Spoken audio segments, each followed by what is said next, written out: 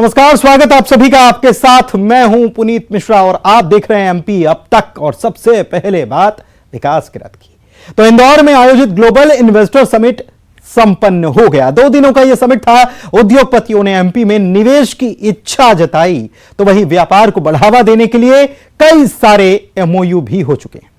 समापन कार्यक्रम को सीएम शिवराज सिंह चौहान के अलावा केंद्रीय मंत्री ज्योतिरादित्य सिंधिया ने भी संबोधित किया। इंदौर में आयोजित ग्लोबल इन्वेस्टर समिट संपन्न हो गया है।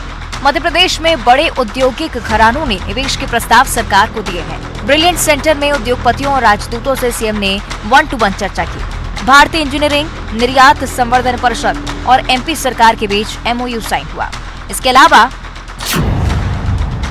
हांगकांग का एपिक ग्रुप 400 करोड़ का निवेश करेगा। एपिक ग्रुप ने वर्टिकल फैब्रिक और गारमेंट इकाई लगाने का प्रस्ताव दिया है। एपिक ग्रुप 10,000 लोगों को रोजगार देगा। एपिक समूह प्रदेश में प्रशिक्षण केंद्र खोलेगा। नॉर्वे के शोसनी ने छिंदवाड़ा में सोलर और विंड एनर्जी में निवेश का प्रस्ताव दिया है। इजराइल के काउंसलर जनरल ने कृषि के क्षेत्र में दिखाई दिलचस्पी। Singapore Indian chamber of commerce and industries ने फूड प्रोसेसिंग थीम पार्क बनाने का प्रस्ताव दिया। मेसर्स शाही एक्सपोर्ट के हरीश आहूजा ने 200 करोड़ निवेश का प्रस्ताव दिया। नेटलिंक स्ट्रैटेजिक सॉल्यूशन ने साइबर सिटी बनाने का प्रस्ताव दिया। जेएलएल समूह ने 5,000 करोड़ के निवेश का दिया प्रस्ताव। नर्मदा शुगर प्राइवेट लिमिटेड प्रदेश में 450 करोड़ का निवेश करेगी। निवेशकों के प्रस्ताव से सीएम शिवराज सिंह चौहान उत्साहित नजर आए। सीएम ने कहा कि मध्य प्रदेश में निवेश का नया दौर शुरू हो रहा है।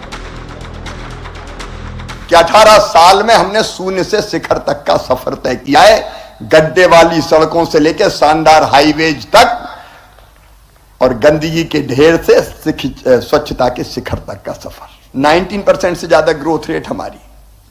गजब इसलिए है कि संसाधन से संपन्न है। इंफ्रास्ट्रक्चर से लेकर टेक्नोलॉजी तक, इनोवेशन से लेकर एंटरप्रेन्योरशिप तक हर क्षेत्र में आगे चलने की क्षमता रखते हैं। इसलिए पीएम साहब ने कहा गजब है।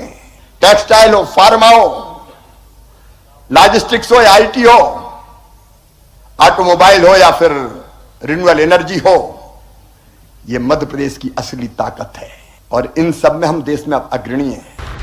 वहीं इन्वेस्टर समिट में शामिल हुए केंद्रीय मंत्री ज्योतिरादित्य सिंधिया ने भारत की युवा शक्ति का भी जिक्र किया। सिंधिया का कहना था कि देश में मैन पावर की कमी नहीं है और इसका बेहतर इस्तेमाल किया जा सकता है। सिंधिया ने इंदौर से शारजाह के लिए हवाई सेवा शुरू करने का भी ऐलान किया।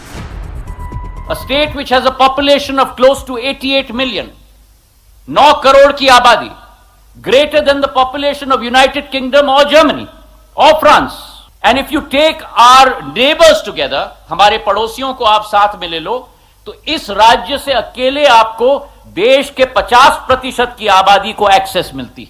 Let me give the good news that in the month of April we will be announcing connectivity from Indore to Sharjah thrice a week by Air India, a new connectivity for Indore on the international basis. So we have connectivity and logistics.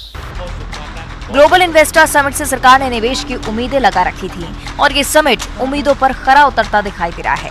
इस लिहाज से प्रदेश सरकार की ये बड़ी कामयाबी मानी जाएगी। Bureau report, news 18।